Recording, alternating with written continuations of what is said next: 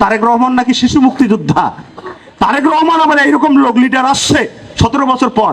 হায় রে বাংলাদেশের ভাই, অবস্থা খারাপ। দেখেন এর মতো একটা লম্পট বাটপার, হাওয়া ভবন করা, 10 ট্রাক অস্ত্র মামলার ঘটনা ঘটানো একটা লোক, যার কারণে এই যে ভারত এই যেভাবে আওয়ামী লীগের পক্ষে দাঁড়াইলো, আপনার কি মনে হয় এখানে কি বিএনপির দায় নাই, তারেক রহমানের দায় নাই?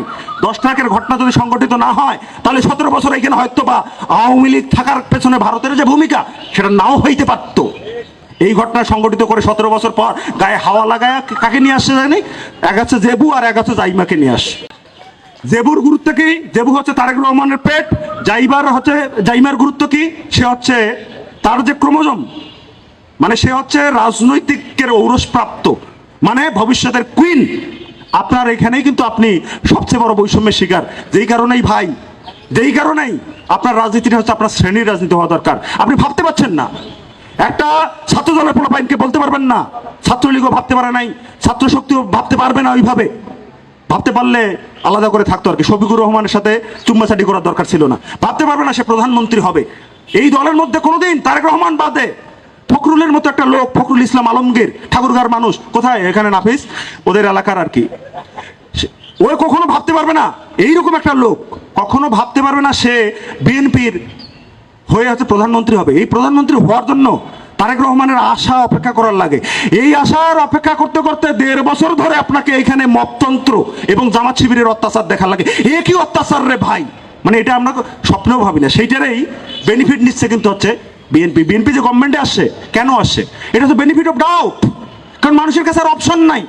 এইরকম একটা পরিস্থিতি বাংলাদেশ, যদি এই রাজনীতিটাকে এখান থেকে মুক্ত করতে হয় এবং যে রাজনীতি বাংলাদেশে চলছে, তাহলে আপনাকে আপনার রাজনীতিটা করতে হবে। আপনার রাজনীতিটা কি? রাজনীতি 2 প্রকার, একটা বড় লোকের রাজনীতি আর একটা যে গরিবের রাজনীতি। আপনি কৃষকের সন্তান, আপনি শ্রমিকের সন্তান, আপনি মধ্যবিত্তের সন্তান, আপনার রাজনীতি হচ্ছে শ্রমজীবী মেহনতি মানুষের সাথে একাত্ম হওয়ার রাজনীতি। আপনার রাজনীতি হচ্ছে এখানে সমস্ত ধরনের যে বুর্জতন্ত্র তার বিরোধিতা করার রাজনীতি। মাঝে মধ্যে আপনাদেরকে আমি দেখি, যখন আর অনেককেই দেখি, মানে আপনাদের এই তরুণ সমাজের এটা একটা বড় ধরনের সংকট হয়ে গেছে, যেটা আমরা বুঝি না। আপনি যখন বামপন্থী রাজনীতি করবেন, তখন আপনার প্রধান দ্বন্দ্ব হচ্ছে এখানকার শাসক গোষ্ঠীর সাথে দ্বন্দ্ব। কিন্তু শাসক গোষ্ঠী বারবার আপনাকে প্রধান দ্বন্দ্ব থেকে সরিয়ে অপ্রধান দ্বন্দ্বে নিয়ে যাওয়ার চেষ্টা করে। আপনি ধরেন সাদিক কায়েম কি বললো, আপনি নেমে পড়লেন, মনে করেন নেমে পড়লেন যে এরা রাজাকার, আলবটর, হ্যান ত্যান, 717। এই যে রাজাকারের আস্ফালন আপনি দেখছেন গত 1.5 বছর ধরে, এবং রাজাকারদেরকে সংসদে আপনি দেখছেন এবং ছাত্র সংসদে দেখছেন, এটা যদি বন্ধ করতে হয় তাহলে একই সাথে আওয়ামী লীগ এবং বিএনপি এবং জামাতকে পরাজিত করতে হবে। বারবার যদি দেখেন, আপনি 69-এর গণঅভ্যুত্থান করছেন, আপনি একা কিন্তু এই শক্তিগুলোকে পরাজিত করতে পারেন নাই। আপনি 71-এর জনযুদ্ধ এখানে সংগঠিত করছেন, আপনি একা এখানকার জনগণকে কিন্তু নেতৃত্ব দিতে পারেন নাই। আপনি 90-এর যে স্বৈরাচার বিরোধী আন্দোলন করছেন, এরশাদের পতন ঘটাইছেন, সেটাও কিন্তু একা আপনি পারেন নাই।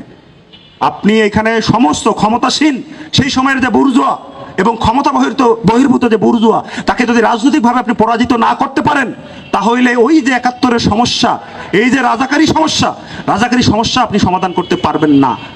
কারণটা কি? আজকে রাজাকার নিয়ে খুব কথা বলছে বিএনপি, 2 দিন পর এমনও দেখতে পারেন যে আওয়ামী লীগ আর রাজাকার এক হয়ে একসাথে ইলেকশন আসতেছে। আপনি ঠেকাইতে পারবেন না। আপনি ঠেকাইতে গেলে এই যে পরগাছা, এই যে রাজনৈতিকভাবে পরাজিত যে শক্তিটা আজকে আবার আবির্ভূত হচ্ছে, তাকে যারা অতীত ইতিহাস আছে, তাদের রাজনৈতিক আশ্রয় এবং প্রশ্রয় দিয়েছে, তাদেরকে পরাজিত করতে হবে। এখন এসে পার্লামেন্টে আপনি দেখবেন বিতর্ক হচ্ছে জুলাই সনদ অমুক তমুক বাস্তবায়ন নিয়ে। একটা মজার কথা বলি, এরা কেউই হচ্ছে, যদি সত্যিই মনে করেন এই সনদ জনগণের পক্ষের এক ফোঁটাও হয়, এটা বাস্তবায়নের পক্ষে আপনার জামাতিরাও নাই, বিএনপিও নাই। মানে জামাতি হচ্ছে যদি 100% হচ্ছে মুসলমান হয় আর কি, মানে এই মুসলমান হচ্ছে কিন্তু বাঙালি মুসলমান না, এই মুসলমান হচ্ছে ওই যে সৌদি আরবের মুসলমান, এই যে ওহাবিজম, এই যে সালাফিজম, তাহলে বিএনপি হচ্ছে তার হচ্ছে 80%। আলাদা আশা করে কোনো লাভ নাই। যে কারণে এই যে সুফি ঘটনার যে দেশজ ভাবে যারা এখানে সুফি দরবেশ এবং ইসলামের পক্ষে যেসব লোক আছে, যারা ইসলামটাকে এখানে কায়েম করেছে, সেই মানুষের পক্ষে কিন্তু বিএনপির লোকজন নাই। তার থাকা কিন্তু তাদের কাজ না। ইন্টারিম আমলে আপনারা জানছেন যে ওই যে আপনাদের কাদিয়ানি সম্প্রদায়ের মানুষকে যাতে অমুসলিম ঘোষণা করা হয়, বিএনপির লোক সেখানে দাঁড়িয়ে কথা বলেছিল। সুতরাং এর কাছে যদি অসাম্প্রদায়িকতা শিখতে যান, আবার এর কাছে যদি 71-এর চেতনাও শিখতে যান, তাহলে কিন্তু আওয়ামী লীগ 71-এর চেতনা বলে যে বাংলাদেশটা তৈরি করছে, ঠিক একই রকম ঘটনা সংগঠিত করবে হচ্ছে বিএনপি।